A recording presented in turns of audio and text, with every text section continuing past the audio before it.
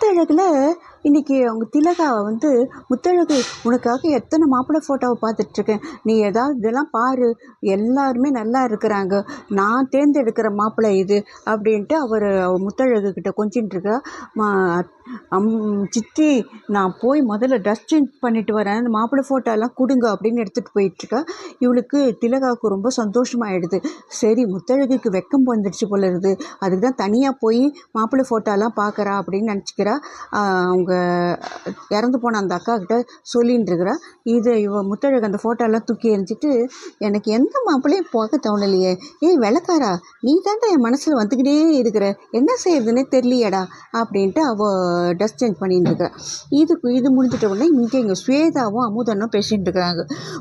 முத்தழகு அக்கா நம்மளை எப்படி மறந்துட்டாங்க, அவங்க இருக்கும்போது எவ்வளோ சந்தோஷமாக இருந்துச்சு, எனக்கு முத்தழகு எப்படி நம்மளை அவங்க இவர் வேணான்றதுக்காக நம்மளையும் விட்டுட்டாங்களா, இது மாதிரி டிஎன்ஏ டெஸ்ட்டு தப்பாக வந்ததால் நம்மளையும் விட்டுட்டாங்களா அப்படின்னு அமுதன்கிட்ட பேசிகிட்டு இருக்கிறாங்க.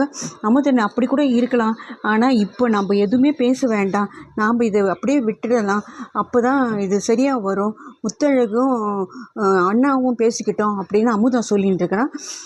இது கட் பண்ணிவிட்டு இங்கே பார்த்தோம்னா, இங்கே இவங்க மருதுக்கிட்ட இவ பேசிகிட்டு இருக்கா, அவளுடைய பொண்டாட்டி தமிழ் பேசிகிட்டு இருக்கிறா. என்னங்க என்னை மறந்துட்டீங்களா, ஃபோன் கூட பண்ணுறது இல்லை அப்படின்றா. மருதுக்கு தான் இவ கல்யாணமே ஆகலைன்னு நினச்சிட்டு இருக்காளே முத்தழகு, அதுக்காக இவன் வெளியில் ஓடியாந்து பேசுகிறான். பேசி எப்படி இருக்கிறான் நம்ம பாப்பா அப்படின்றா. நான் தான் உங்களை பாப்பா பற்றிலாம் நான் நினைக்கிறதே இல்லை, ஜாலியாக இருக்கிறேன், நல்லா சாப்பிட்றேன், நல்லா இருக்கிறேன், எல்லோரும் என்ன நல்லா பார்த்துக்கிறாங்க அப்படின்ட்டு அது ரொம்ப சந்தோஷமாக சொல்லுது. சரி அப்படின்னு சொல்லிகிட்டே இருக்கும்போதே முத்தழகு வந்துடுறா. டேய் படிக்காமல் என்னடா பண்ணுற அப்படின்ட்டு அவகிட்ட கேட்குறேன். ஒன்றும் இல்லைக்கா அப்படின்ற. யார்கிட்ட பேசிகிட்டு இருக்க, இன்னும் முத்தம்னு சொல்கிறேன். முத்தம்னு சொல்லக்கா, மொத்தம்னு சொன்னேன் அப்படின்றா. உங்கள் காதில் ஏதோ கோவத்தில் மொத்தமாக தெரிஞ்சிட்ருக்குது அப்படின்றான். யார்கிட்ட பேசிகிட்டு இருக்க, அதை சொல்லு முதல்ல, டக்குன்னு சொல்லு அப்படின்றா.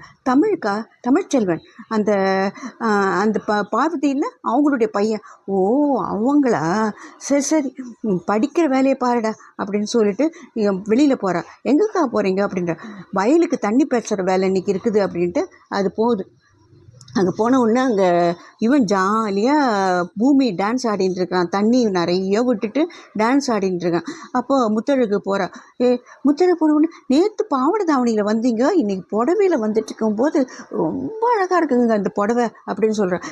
அதெல்லாம் இருக்கட்டும், நீ எதுக்கு தண்ணியில் இப்படி திறந்து விட்ற, ஏங்க என் வயல் நான் தண்ணி திறந்து விடுவேன், அதெல்லாம் உனக்கு தெரியாதா, ஒரு நாளுக்கு ஒருத்தருக்கு தான் திறந்து விடணும், இன்றைக்கி என் மோட்டரை ஆஃப் பண்ணிவிட்டு என் பக்கமாக திருப்பு தண்ணி அப்படின்னு சொல்லுவாள்.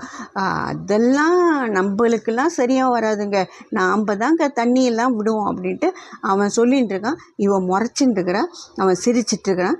இதோட இன்றைக்கி முத்தழகு.